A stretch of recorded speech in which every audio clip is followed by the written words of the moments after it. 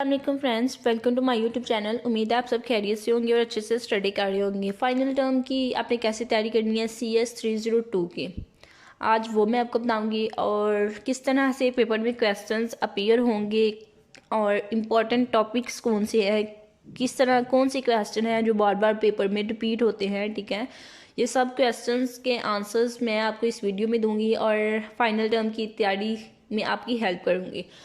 तो सबसे पहले तो जो चैनल पे न्यू व्यूवर्स हैं काइंडली वो चैनल को सब्सक्राइब कर दें और अपने फ्रेंड्स के साथ आपके जो ग्रुप्स हैं, ठीक है, उन ग्रुप्स में ये वीडियो को शेयर कीजिएगा ताकि आज जिस तरह आपकी हेल्प होगी इस तरह दूसरे स्टूडेंट्स की भी हेल्प हो सके। तो हम स्टार्ट करते हैं लेक्चर 23 से। ज़ाहिर तो ये एक मुश्किल सब्जेक्ट है, ठीक है, बट अगर जो इम्पोर्टेंट टॉपिक्स जो मैं आपको बताऊंगी, जो चीज़ें मैं आपको बताऊंगी, जो क्वेश्चंस, डायग्राम, ठीक है, अगर वो तमाम चीज़ें आप प्रिपेयर अच्छे से करते हैं, ठीक है, तो इंशाल्लाह आपका पेपर जो है 3.8 से अबव CGPA आएगा आपका उस पेपर में और पेपर बहुत इजी होगा। ठीक है, जब आप पेपर दे के आएंगे तो आप खुद कहेंगे पेपर बहुत इजी था, अगर ये तमाम चीज़ें आप करेंगे तो। और अब मैं आपको बता देती हूँ कि वो कौन सी चीज़ें हैं जो आपको करनी है इसके पेपर के लिए, और अगर आप ये चीज़ें करती हैं 100% आपकी तैयारी जो है वो मुकम्मल होगी। अब नेक्स्ट मैं आपको बताने लगी हूँ कि क्या चीज़ें आपने करनी है। फर्स्ट ऑफ ऑल तो आपने क्या करना है, लेक्चर 23 से पहले जो लेक्चर 22 है, ठीक है, उसकी आपने वहाँ से लैचेस की डेफिनेशन जो है वो आपने करनी है। वो लैचेस की डेफिनेशन जो है वो शॉर्ट क्वेश्चन में पूछी जा सकती है। उसके बाद आपने क्या करना है कि इधर से आपने कुछ भी नहीं करना। थोड़ा कंफ्यूजिंग सब्जेक्ट है, इसलिए स्टूडेंट्स कंफ्यूज हो जाते हैं कि किस तरह का पेपर होगा, किस तरह के क्वेश्चन होंगे। ठीक है, तो वही मैं आपकी कंफ्यूजन जो है वो क्लियर करना चाहती हूँ और आपको बताना चाहती हूँ कि किस तरह के क्वेश्चन जो हैं वो पेपर में अपीयर होंगे ताकि आप उसके अकॉर्डिंग तैयारी कर सकें और अच्छा CGPA गेन कर सकें। Gated SR latch, gated SR latch जो है इसकी आपने ये डायग्राम है, ये डायग्राम आपने देख लेनी है और इसका थोड़ा सा कॉन्सेप्ट देख लें कि ये किस तरह से होती है। ठीक है, तो उसके बाद आपने क्या करना है, जब आप डायग्राम देखेंगे थोड़ा सा उसके बाद गेटेड SR लैच के बारे में रीड कर लेंगे तो आपको ये टेबल जो है ये क्लियर हो जाएगा कि ये किस तरह से है। ठीक है, उसके बाद इसके अलावा आपने यहाँ से कुछ नहीं करना। डी लैच इंपॉर्टेंट है इस लेक्चर में। डी लैच जो है वो वेरी इंपॉर्टेंट है। डी लैच का आपने क्या करना है, आपने यहाँ से इसकी थोड़ी सी डेफिनेशन कर लेनी है, ठीक है, ताकि आपको अंदाज़ा हो जाए कि डी लैच होती क्या है, ये आपने करनी है। और उसके बाद आपने क्या करना है कि यहाँ पे ये डायग्राम जो है ये करनी है। सेम उसी तरह से जब आप गेटेड लैच करेंगे तो उसी तरह से सेम ये डी लैच है, जस्ट इसमें डिफरेंस क्या है कि यहाँ पे हमने नॉट लगा दिया है। वहाँ पे दो आउटपुट इनपुट थी, ठीक है, तो यहाँ पे हम क्या कर रहे हैं, हमारे पास एक ही इनपुट है, उसी से हम नॉट लगा के दूसरी इनपुट ले रहे हैं। तो बस ये डिफरेंस है इसमें। और इसका इनपुट आउटपुट टेबल जो है वो आपने देखना है। तो डी लैच जो है तो इट्स मीन इसका टेबल देख लीजिएगा, ठीक है, थोड़ा सा, ताकि आपका कॉन्सेप्ट क्लियर हो जाए। यहाँ से आपने डी लैच, उसके बाद आपने यहाँ से कुछ नहीं करना। ठीक है, यहाँ से आपने फ्लिप फ्लॉप की थोड़ी सी डेफिनेशन देखना चाहती हैं तो वो देख लेंगे। देखिए, flip flops are synchronous bistable devices. Bistable multivibrators क्या होती हैं, ये आपको MCQs में पूछा जा सकता है। ठीक है, उसके बाद आपने क्या करना है, इसमें से यहाँ से आपने मज़ीद ये करना है। ठीक है, different types of edge trigger flip flops की कितनी डिफरेंट टाइप्स हैं ये आपसे शॉर्ट क्वेश्चन में पूछा जा सकता है, इनको आपने करना है। उसके बाद आपने क्या करना है कि फ्लिप फ्लॉप जो होते हैं उनकी दो वेरिएशन होती है, एक पॉजिटिव एज ट्रिगर्ड और एक नेगेटिव। ठीक है, पॉजिटिव और नेगेटिव एज की आगे डेफिनेशन है थोड़ी। जब हम लो से हाई की तरफ जाएंगे तो वो पॉजिटिव एज ट्रिगर होगा, और जब लो से हाई से लो की तरफ आएंगे, ठीक है, तो वो नेगेटिव एज ट्रिगर होगा। जस्ट ये आपने करना है, ये MCQs के लिहाज से आपने देख लेना है। और एज ट्रिगर क्या है, ट्रांजिशन है, क्लॉक पल्स है, उसे हम एज ट्रिगर कहते हैं। ठीक है, नेक्स्ट क्या है कि edge trigger SR flip flop, ये आपने नहीं करना। मैं आपको जस्ट वही चीज़ें बताऊंगी जो इम्पॉर्टेंट है, मोस्ट इम्पॉर्टेंट है, जो पेपर में पूछी जाती हैं और जिसके हवाले से क्वेश्चन पेपर में आता है। ठीक है, तो इसके अलावा भी अगर जो मैं आपको टॉपिक्स बताऊंगी आप करना चाहें तो ज़रूर करें। नेक्स्ट क्या है, बट जो मैं बताऊंगी वो आपने मस्ट करना है। उसके बाद आपने JK flip flop, JK flip flop very important concept है। जेके फ्लिप फ्लॉप की ये डायग्राम आपने देखनी है, सेम उसी तरह से डायग्राम है जिस तरह से पीछे गेटेड की थी। जस्ट ये है कि यहाँ पे क्या किया है, यहाँ से एक इनपुट जो है वो क्या कर दी है, इधर आके इसकी इनपुट बन ली है 2 की, और यहाँ से 3 की जो इनपुट थी, ठीक है, वो क्या बन रही है, उसको हमने मिला दिया है 1 की इनपुट से। जस्ट ये यहाँ पे फ़र्क आया, बाकी सारी डायग्राम जो है वो सेम है उस तरह से। उसके बाद आपने क्या करना है, इसकी थोड़ी सी डेफिनेशन देख लेनी है, जेके फ्लिप फ्लॉप होता क्या है, बिकॉज ये कॉन्सेप्ट जो है इम्पॉर्टेंट है। इसकी डायग्राम बस आपने देखनी है। उसके बाद आपने नीचे ये जो है ये रीड नहीं करना, ठीक है, ये आपको करने की ज़रूरत नहीं है। उसके बाद अगर आप टेबल देखना चाहते हैं इसके, तो टेबल देख लिए एमसीक्यूज़ के लिहाज से।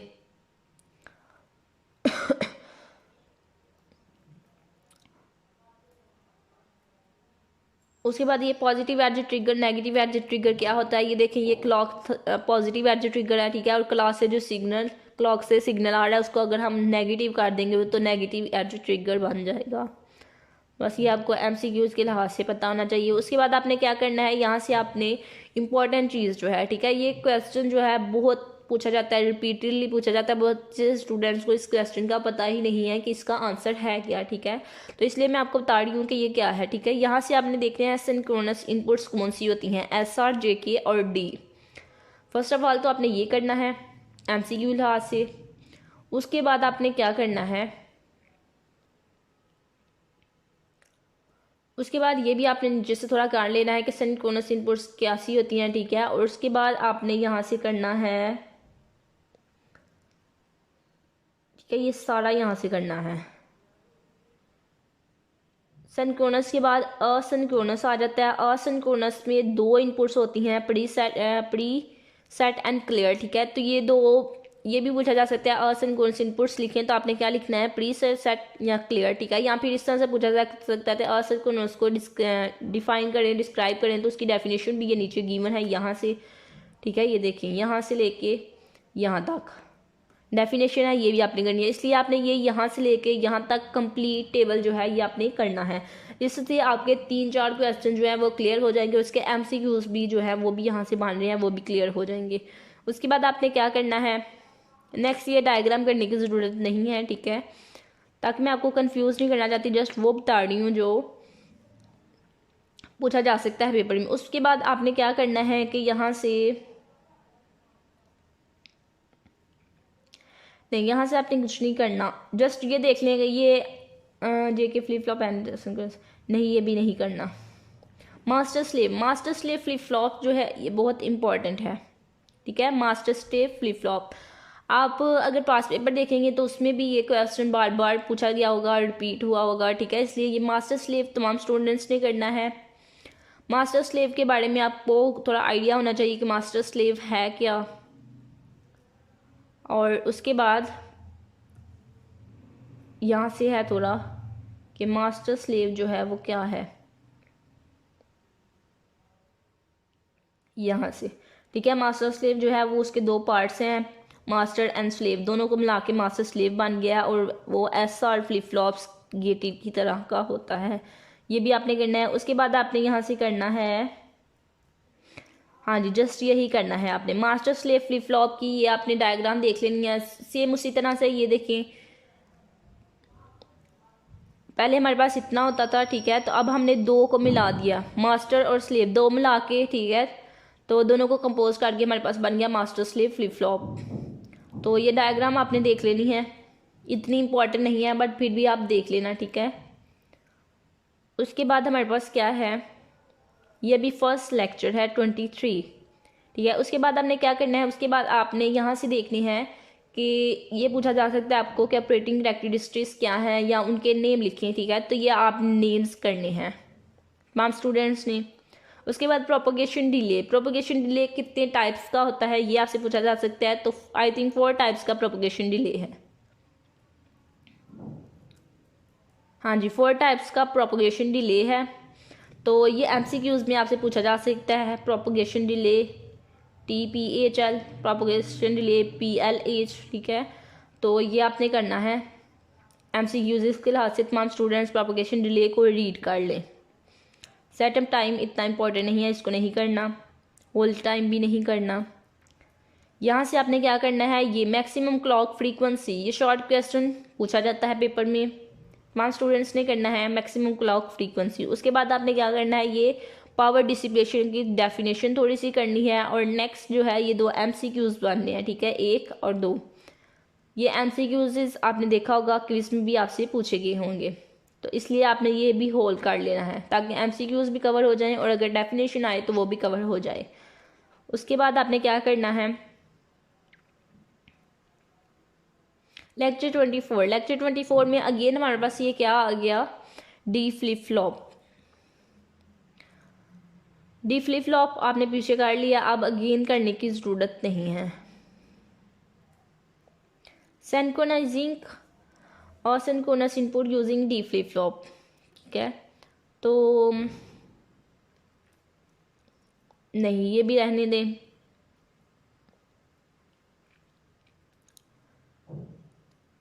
नेक्स्ट है कि ये भी नहीं करना, मल्टीपल, हाँ ये MCQs के लिहाज से पूछा जा सकता है, microprocessor use multiple bits to store information.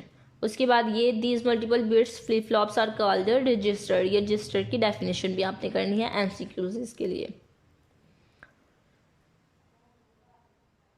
ये भी एक MCQs मानना है कि रजिस्टर जो है वो किस लिए यूज़ होते हैं, कॉपी डाटा करने के लिए और एक्सचेंज करने के लिए, ठीक है। उसके बाद आपने क्या करना है, एड ट्रिगर जेके flip flop. JK flip flop मैं आपको पीछे बता चुकी हूँ, सेम वही डेफिनेशन यहाँ पे अगेन एक्सप्लेन की है, इसलिए आपने पीछे वाला कर लिया तो अगेन करने की ज़रूरत नहीं है, सेम वही यहाँ पे राइट किया गया है।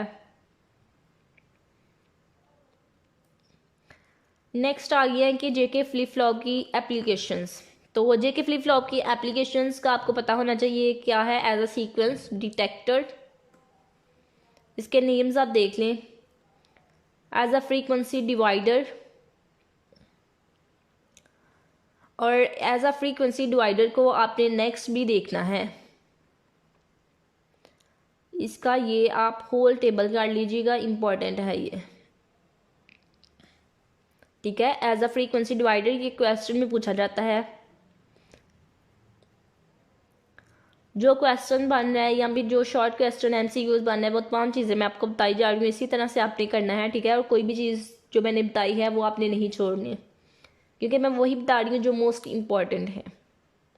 उसके बाद JK flip flop as a shift register, तो यहाँ से MCQs बन रहा है, ये देखिए, multiplication and division by 2 factor of 2n where n, ठीक है। तो ये अपने MCQs के लिहाज से एक दफ़ा फुल टेबल रीड कर लीजिएगा MCQs के लिहाज से।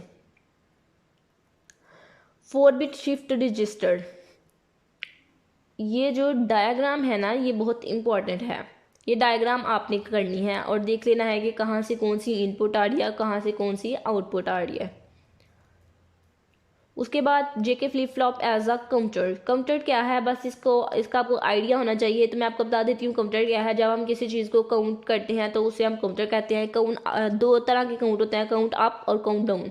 काउंट डाउन क्या होगा, ठीक है, अगर हम क्या करते हैं, हम 1 2 3 इस तरह से काउंट कर रहे हैं तो वो क्या होगा, काउंट अप। और अगर हम इस तरह से काउंट कर रहे हैं 3 2 1 तो ये क्या होगा, काउंट डाउन। तो बस यही यहाँ पे बताया हुआ है, इसलिए काउंटर्स क्या होते हैं थोड़ा सा आप देख लीजिएगा MCQs इसके हवाले से। नेक्स्ट क्या है हमारे पास,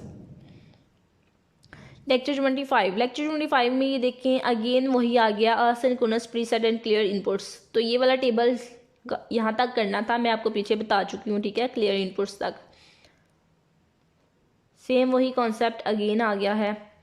अब यहाँ पे ये देखें वही वाली डायग्राम है, जस्ट यहाँ पे क्या डिफरेंस आया है कि अब हमने क्या किया, हमने यहाँ से एक इनपुट जो है वो प्रीसेट क्लियर कर दी है और एक इनपुट उसकी यहाँ पे मिला दिया है, ठीक है। क्लियर प्रीसेट सिग्नल जो है वो हमने इससे भी 4 से भी मिला दिया और 1 से भी, और जो क्लियर है वो हमने 3 और 2 से मिला दिया, ठीक है। तो बस यही आपने देखना था, क्लियर और प्रीसेट यहाँ कहाँ पे आएगी और इसकी इनपुट जो है वो कहाँ कहाँ पे कनेक्ट होंगी, ये आपने आइडिया रखना है, ख्याल रखना है कि कहाँ मिलाएंगी, ठीक है। इस तरह से हो सकता है कि आपको ये डायग्राम दे दी गई हो और कहा हो कि प्री सेट और क्लियर जो है उसकी इनपुट को सेट करो, तो आपने यहाँ पे जहाँ जहाँ ये मिल रही हैं, ठीक है, वहाँ पे आपने ये लगानी है इनपुट। वैसे ये पूछा नहीं जाएगा नॉर्मली, ठीक है। नेक्स्ट क्वेश्चन है जो ज़्यादा पूछे जाते हैं, वो मैं आपको नेक्स्ट आते हैं तो बता देती हूँ। अगेन वही वाली चीज़ें आ रही हैं, रिपीट हो रही हैं। ये देखिए मास्टर स्लेव, वही सेम लेक्चर यहाँ पे अगेन लिखा हुआ है। ये हमने पीछे काट लिया था मास्टर स्लेव, इसलिए अगेन करने की ज़रूरत नहीं है। सेम वही ये देखिए ऑपरेटिंग करैक्टरिस्टिक्स, ये भी हमने पीछे काट लिया है। प्रोपगेशन डिले, सारा सेम लेक्चर है उसी तरह से। ये देखिए maximum clock frequency, power dissipation, यहाँ पे ये चीज़ जो है इस लेक्चर में ये न्यू है और ये इम्पॉर्टेंट है, ठीक है। इसमें से क्वेश्चन पूछा जाता है बहुत से स्टूडेंट्स को, और नॉर्मली तो हर स्टूडेंट को इसमें से MCQs या क्वेश्चन आता ही आता है, ठीक है। One short monostable multi vibrator, यहाँ पे आपने क्या करना है, ठीक है, ये यहाँ से इतना करना है, ठीक है। और उसके बाद मोनोस्टेबल डिवाइस क्या होती है, बाइस्टेबल डिवाइसेस का आपको पूछा जाएगा, आपने ये लिखना है। उसके बाद आपसे ये पूछा जा सकता है मोनोस्टेबल डिवाइस क्या होती है, तो आपने यहाँ तक ये भी कर लेना है मोनोस्टेबल का भी, ठीक है, और यहाँ कैपेसिटर तक, ठीक है। उसके बाद आपसे पूछा जा सकता है कि ये देखिए दो तरह के मोनोस्टेबल डिवाइसेस होती हैं, उनकी टाइप्स के नेम बताएं, ये कहा जा सकता है। ये देखिए two stables device non edge, तो एक होती है ट्रिगर्ड और एक होती है नॉन ट्रिगरेबल, तो ये दोनों आपने देखनी है। इस लेक्चर में यही एक टेबल था जो आपके करने वाला था, बाकी सारा वो ही सेम था, ठीक है। उसके बाद आपने यहाँ से कुछ नहीं करना, बस ये आइडिया थोड़ा सा ले लीजिएगा, रीड कर लीजिएगा, ठीक है, कि क्या डिफरेंस है इसमें और ट्रिगरेबल में, ठीक है। तो आई थिंक जस्ट एक डिफरेंस है दोनों में, तो वो बस आप देख लीजिएगा। वैसे ये इतना इंपॉर्टेंट नहीं है, मोनोस्टेबल जो है वो मोस्ट इंपॉर्टेंट है। नेक्स्ट है हमारे पास लेक्चर 26। लेक्चर 26 में 555 टाइमर, ये क्वेश्चन पेपर में बार बार रिपीट हुआ है, ये क्वेश्चन आपने करना है, ये सारा ही कर लें, ठीक है। ये देखें इस तरह से भी पूछा जा सकता है ये कि अस्टेबल मल्टी वाइब्रेटर को एक्सप्लेन करें या उसके बारे में डिफाइन करें, या फिर मोनोस्टेबल वन शूट, इसको 555 टाइमर को ये भी कहते हैं मोनोस्टेबल वन शूट या फिर अस्टेबल मल्टी वाइब्रेटर। तो इसके 3 नाम है, तीनों नामों से आपसे पूछा जा सकता है, इसलिए स्टूडेंट यहाँ पे कंफ्यूज हो जाते हैं और इसीलिए पेपर में ये क्वेश्चन आता है। तो ये क्वेश्चन तो हम स्टूडेंट्स ने करना है। नेक्स्ट ये करने की ज़रूरत नहीं है। Clock skew also very important topic, ये भी तमाम स्टूडेंट्स ने करना है। सिंक्रोनस सर्किट में एक प्रॉब्लम होती है, उसे हम क्लॉक स्क्यू कहते हैं, और नेक्स्ट ये थोड़ा सा क्लॉक स्क्यू के बारे में डिफाइन किया गया है, इतना आपने कर लेना है, इसकी डायग्राम करने की ज़रूरत नहीं है।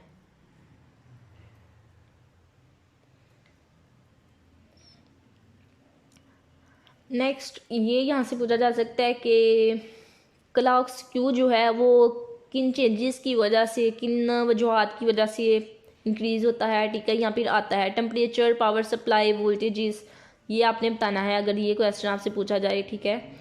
तो नेक्स्ट ये भी पूछा जा सकता है क्लॉक स्क्यू को हम कैसे एलिमिनेट कर सकते हैं, कैसे कम कर सकते हैं, उसके लिए भी आपने ये 3 लाइनें आपने कर लेनी है इस टॉपिक से, ठीक है। इससे 2 क्वेश्चन भी बनने हैं और MCQs भी इसके 2 बन सकते हैं। देन हमारे पास है रेस कंडीशन। रेस कंडीशन को भी आपने थोड़ा सा देख लेना है, बस इतना सा, ठीक है, कि रेस कंडीशन होता क्या है। शॉर्ट क्वेश्चन इसका पूछा जा सकता है। नेक्स्ट इसकी डायग्राम करने की ज़रूरत नहीं है, ना ही इसकी ये टाइमिंग डायग्राम, ठीक है, जस्ट वही उसका देखना है। काउंटर सेम वही आ गया जो हमने पहले बताया था।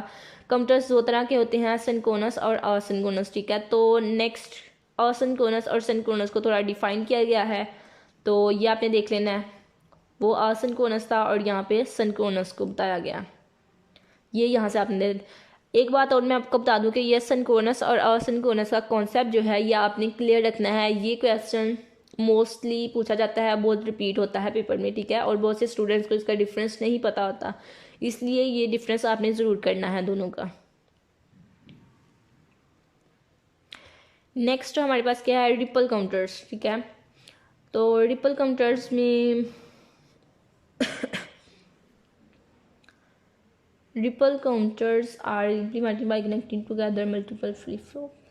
रिपल काउंटर आप रहने दीजिएगा, ये इतना इम्पोर्टेंट नहीं है। नेक्स्ट है हमारे पास ये वाला, आप देखना, ठीक है, 3-बिट सिंक्रोनस अप काउंटर। इसकी डायग्राम आ सकती है या फिर इस तरह से आ सकती है कि डायग्राम दी गई हो, ठीक है, और इसके नाम मिसिंग हो, या फिर यहाँ पे कोई इनपुट ये F1 लगाया हो, ठीक है, और कहा हो कि इनपुट्स मिलाएं या आउटपुट मिलाएं, ठीक है। तो ये डायग्राम आपने करनी है, तमाम स्टूडेंट्स ने बार बार ये पेपर में रिपीट होती है। आप पास पेपर में भी देख सकते हैं कि ये बार बार रिपीट हुई है। प्रोपगेशन डिले सेम वही है जो हमने पीछे रीड किया था, अगेन रीड करने की ज़रूरत नहीं है।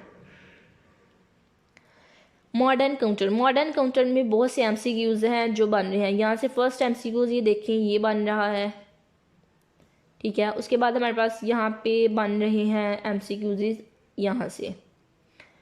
ये तमाम होल पैराग्राफ ही आपने करना है MCQs के हवाले से। क्विज में भी आपने देखा होगा कि इसमें से MCQs बहुत से पूछे जाते हैं, तो इसलिए होल पैराग्राफ ही आप कर लीजिएगा, इसकी डायग्राम करने की ज़रूरत नहीं है। मॉट एंड डिकेट को आप MCQs के लिए रीड कर लीजिएगा, बस यहाँ तक, ठीक है। इसकी भी डायग्राम करने की ज़रूरत नहीं है। नेक्स्ट है हमारे पास इंटीग्रेटेड सर्किट्स। तो इंटीग्रेटेड यहाँ पे आप MCQs देख लीजिएगा, ठीक है। ये सिंक्रोनस काउंटर होता है, नेम इसका ये है। यहाँ से बस एक यही MCQs बन रहा है आई थिंक, और एक ये वाला, ठीक है, ये मॉड 16 काउंटर है। ये दो MCQs के लिहाज से। उसके बाद ये वाला एक mod 50 counter implemented using 2 ICs। तो ये 2-3 MCQs थे और क्विज में भी पूछे जाते हैं बार बार, ये आपने करना है। उसके बाद आपने जो करना है इम्पोर्टेंट चीज़, मॉड ये वाला नहीं, ये नहीं, नेक्स्ट है हमारे पास आएगा लेक्चर 27 में डाउन काउंटर आ गया। तो जिस तरह से 3-बिट सिंक्रोनस अप काउंटर था, उसी तरह से आप डाउन काउंटर है। अप और डाउन में जस्ट एक डिफरेंस है, ठीक है। तो वो डिफरेंस आपने क्लियर रखना है। इस एक डायग्राम आप देखें, देन आप देखें कि अप और डाउन में क्या डिफरेंस है। फिर आपको अप या डाउन में से कोई भी एक पूछी जाती है तो वो डिफरेंस का आपने ख्याल रखना है कि ये डिफरेंस था, और जस्ट वही एक चेंजिंग आपने करनी है। तो ये डायग्राम आपने करनी है। उसके बाद आपने क्या करना है कि डाउन काउंटर विद टर्निकेटेड सीक्वेंस, नहीं, ये आपने नहीं करना, ना ही इसकी डायग्राम करने की ज़रूरत है।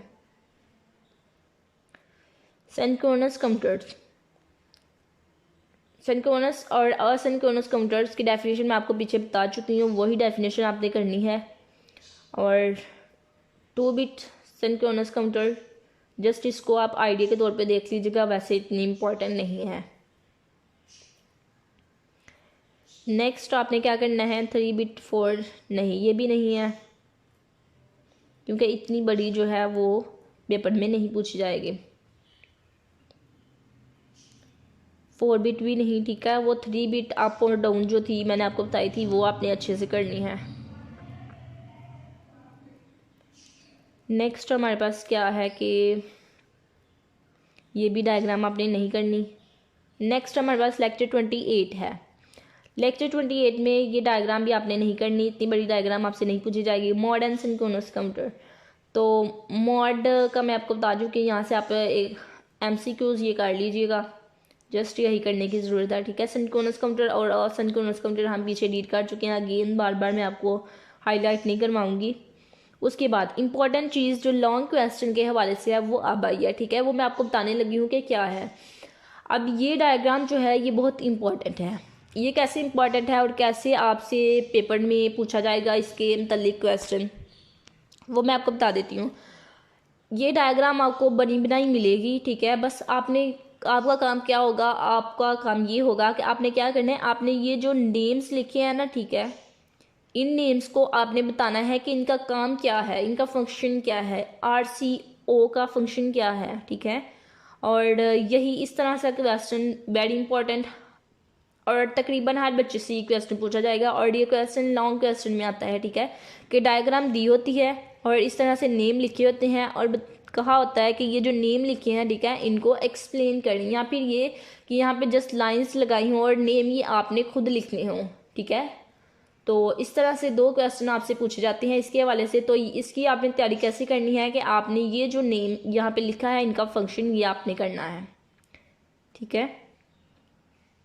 इस डायग्राम की ये देखिए जितनी भी नेम्स हैं, जितनी इनपुट्स हैं, तमाम को यहाँ पे डिफ़ाइन किया गया है। तो ये जो इनको डिफ़ाइन किया गया है, इनका फंक्शन इन इनपुट्स का बताया गया है, वो आपने याद करना है और अच्छे से करना है, ठीक है। लॉन्ग क्वेश्चन 5 मार्क्स का मैंने आपको ये बताया है। इस तरह की 2-3 और डायग्राम्स हैं, वो भी वेरी इंपॉर्टेंट है, वो भी इसी तरह से उनसे भी क्वेश्चन पूछा जाएगा। उसके बाद MCQs के लिहाज से ये आपने देखना है, 1 लाइन देख लेनी है, ठीक है। उसके बाद कैस्केडिंग नहीं, ये देखने की ज़रूरत नहीं है। उसके बाद हम नेक्स्ट चलते हैं, ये भी इतनी इम्पोर्टेंट नहीं है। मॉर्टन, जो चीज़ें इम्पॉर्टेंट है वो मैं आपको बताई जा रही हूँ, ठीक है। तो वैसे आप इनका फंक्शन भी देख लीजिएगा। नॉर्मली ये वही चीज़ें हैं RCO, ठीक है, जो मैंने आपको फर्स्ट डायग्राम में बताई। अगर आप वो चीज़ें अच्छे से कर लेंगे तो इनको भी, अगर ये डायग्राम भी आपको आती है तो आप इन चीज़ों को अगेन एक्सप्लेन कर सकेंगे।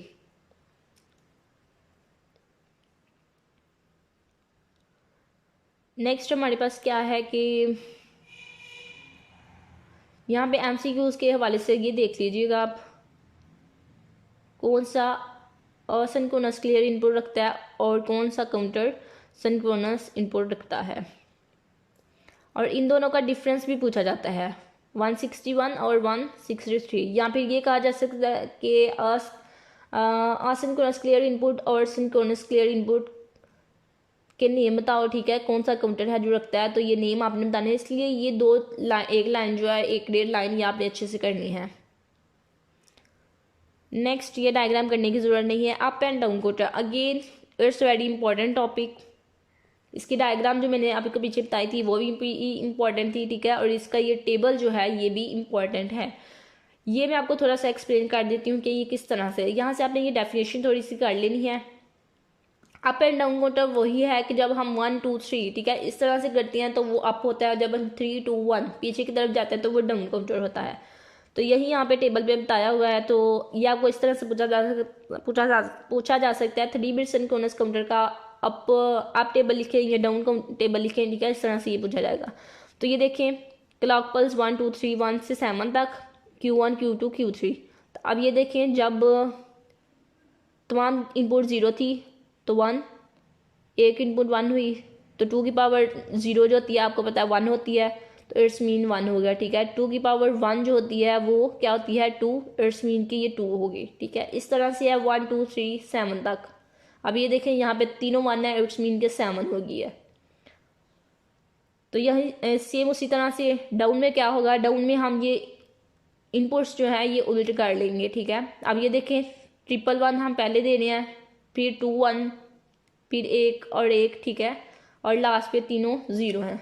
सेम उसी तरह से जस्ट उसको उलट कर लें तो वो डाउन बन जाता है। तो ये आप करना 3 बिट अप एंड डाउन। उसके बाद हमारे पास है लेक्चर 29।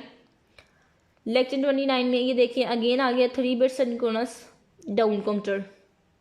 ये डायग्राम आपने देखनी है, इसकी इनपुट्स कहाँ पे कौन सी इनपुट मिलाई है, कहाँ पे कौन सी आउटपुट किसके साथ मिली है, ठीक है, कौन से फ्लिप फ्लॉप से, और ये एंड की इनपुट्स कहाँ से आ रही हैं ये आपने देख लेना। नेक्स्ट है हमारे पास आप एंड, ये नहीं आपने करना, ये ज़्यादा बड़ी डायग्राम आ गई है। अगेन ये देखिए मैंने आपको बताया था नेक्स्ट अगेन आएंगे। तो ये जो क्वेश्चन है ये बताते खुद मुझे मेरे पेपर में आया था जब मेरा ये सब्जेक्ट था, ठीक है। अभी तो फ़िलहाल मेरा नहीं है, तो आई थिंक 2 साल पहले मैंने ये सब्जेक्ट पढ़ा था, तो तब ये मेरा क्वेश्चन आया था। तो क्वेश्चन किस तरह से आया था, अगेन इस तरह से डायग्राम सेम इसी तरह से बनी थी। और मुझे क्या क्वेश्चन था, मेरा आंसर मुझे ये देना था, सोल्यूशन ये था कि ये जो यहाँ पे इनपुट्स थी ना, ये वाली मैक्स मिन RCO और ये, ठीक है, इनका मैंने फंक्शन बताना था। तो फंक्शन अगेन आपको फंक्शन का कैसे पता चलेगा, अगेन आप ये रीड करें,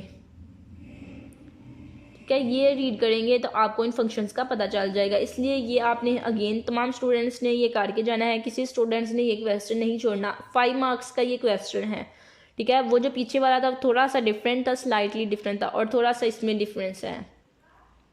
नेम देखें वही है इनपुट्स के, और सेम उसी तरह से उनको डिफाइन किया है। नेक्स्ट हम चले जाते हैं, यही था यहाँ से इम्पोर्टेंट। आई थिंक यहाँ पे ग्लिचेस था। तो ये ग्लिचेस क्या होते हैं, इसकी डेफिनेशन आपने करनी है, और इन ग्लिचेस को कैसे हम कम कर सकते हैं, ओवरकम, ठीक है। यहाँ से ग्लिचेस क्या है इसकी डेफिनेशन करनी है, एमसीक्यूज में पूछी जा सकता है। ग्लिचेस को कैसे रिमूव किया जा सकता है, कैसे ओवरकम किया जा सकता है, ठीक है। इस तरह से ये क्वेश्चन पूछा जा सकता है। ये आपने 3 लाइनें कर लेनी है। बहुत बारीक भी से मैंने आपके हैंडओवर्स को देखा है, और एवरी इंपॉर्टेंट चीज़ जो है वो मैं आपको बता रही हूँ। उसके बाद ये देखें, यहाँ से एमसीक्यूज पढ़ना है। डिवाइड बाय 50 काउंटर, ठीक है, डिवाइड बाय 60। उसके बाद ये वाला, ये 2-3 एमसीक्यूज पढ़ने हैं और इम्पॉर्टेंट है, ये बार बार पूछे जाते हैं। उम्मीद है कि आपसे एमसीक्यूज में जो क्विज़ेस हुए हैं, ठीक है, उसमें भी आपसे ये पूछा गया होगा।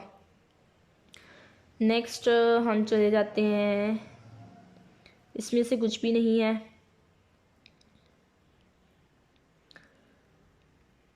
फ्रीक्वेंसी काउंटर था आई थिंक ये, तो फ्रीक्वेंसी काउंटर मैं आपको पीछे बता चुकी हूँ। अगेन आप इसको रीड कर लीजिएगा थोड़ा सा, ठीक है, इतना से बस। नेक्स्ट क्या है कि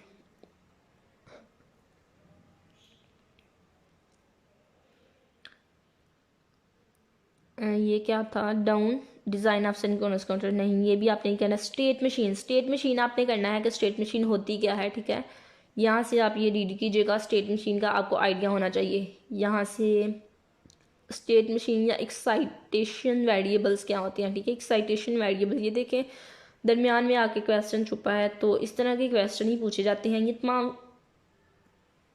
पैराग्राफ ही आप रीड कर लीजिएगा, ठीक है। इसमें से 2 क्वेश्चन मारने हैं, एक स्टेट मशीन और एक एक्साइटेशन वेरिएबल्स। उसके बाद आपको क्या करना है, यहाँ से ये वाली डायग्राम, ये डायग्राम तमाम स्टूडेंट्स को आनी चाहिए। 3 बिट अप काउंटर की स्टेट डायग्राम, ठीक है, इसको हम स्टेट डायग्राम कहते हैं।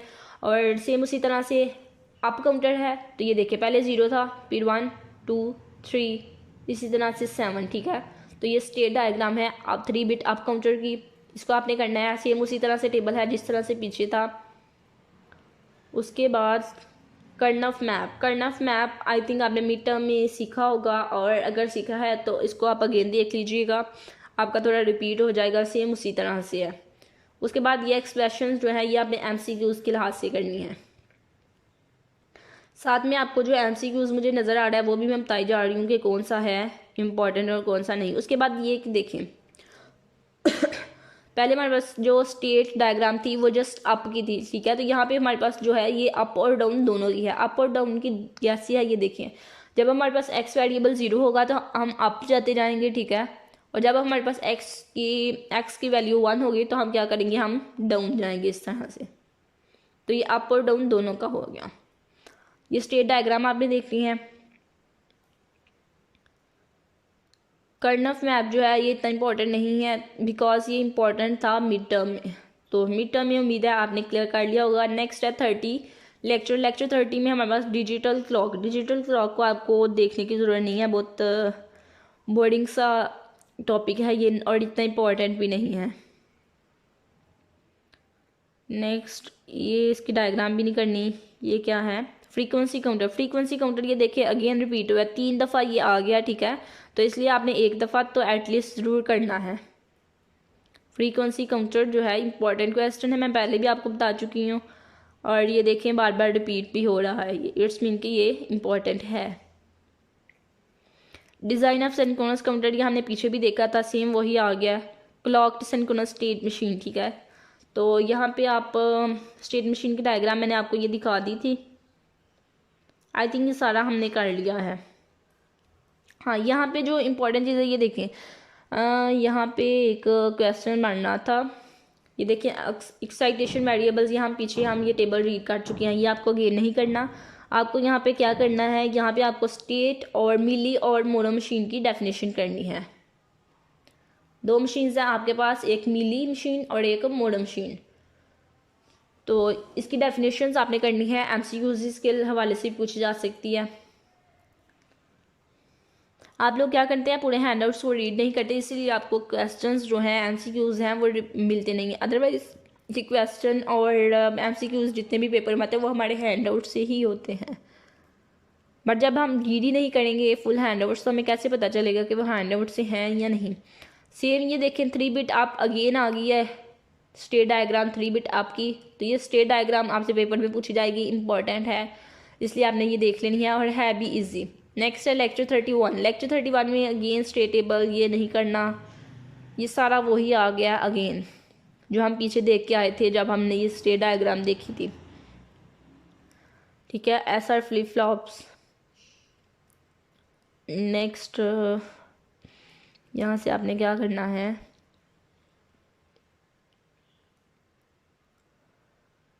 SR flip flop based implementation और D flip flop based implementation, इसमें जस्ट एक एक डिफरेंस है। ठीक है, तो आप अगर एक देखेंगे दूसरी का जस्ट वो डिफरेंस जो है वो आपने याद रखना है, इसकी डायग्राम करने की आपको ज़रूरत नहीं है। अगेन ये 3 बिट अप डाउन काउंटर ये आपने करना है, स्टेट डायग्राम इसकी। उम्मीद है कि अब आपको बहुत इजी लग रही होगी। ठीक है, बिकॉज हो सकता है बहुत से स्टूडेंट्स ने अभी तक हैंडआउट्स को फुल देखा ही ना हो। ठीक है, तो अब मैं बता रही हूँ तो आप फुल देखा हो तो इजी लग रहा हो। वैसे भी है इजी, वैसे देखने में मुश्किल ही लगती है जब हम किसी चीज़ को बड़ी बीनी से या फिर डिटेल से देखते हैं, देन ही हमें पता चलता है ये तो बहुत ईजी है। Then state reduction, state reduction also very important concept. तो तमाम स्टूडेंट्स ने ये करना है, ये इससे रिलेटेड ये टॉपिक भी इम्पॉर्टेंट है क्वेश्चन के लिहाज से, और इसमें से पेपर में भी क्वेश्चन पूछा जाता है। अब इससे रिलेटेड क्वेश्चन कैसे पूछा जाएगा, यहाँ से आपने इसकी थोड़ी सी डेफिनेशन कर लेनी है। ठीक है, अगर आपको डेफिनेशन आए तो आप वो बता सकें। उसके बाद आपने यहाँ से करना क्या है वो मैं आपको बता देती हूँ। ये आपने देखना है रिडक्शन क्या है। ठीक है, यहाँ तक आप देख लीजिएगा। उसके बाद आपने यहाँ से करना क्या है, ये स्टेट रिडक्शन। ठीक है, ये देखो स्टेट रिडक्शन हमारे पास ये डायग्राम थी। ठीक है, तो इसको हमने स्टेट रिडक्शन की, एलिमिनेशन से क्या हुआ कि नंबर ऑफ फ्लिप फ्लॉप्स जो थे वो रिड्यूस हुए। ये भी आपने देख लेना है कि स्टेट रिडक्शन से एलिमिनेशन से क्या होता है कि नंबर ऑफ फ्लिप फ्लॉप्स जो होते हैं वो लेस होते हैं एमसीक्यूज के लिहाज से।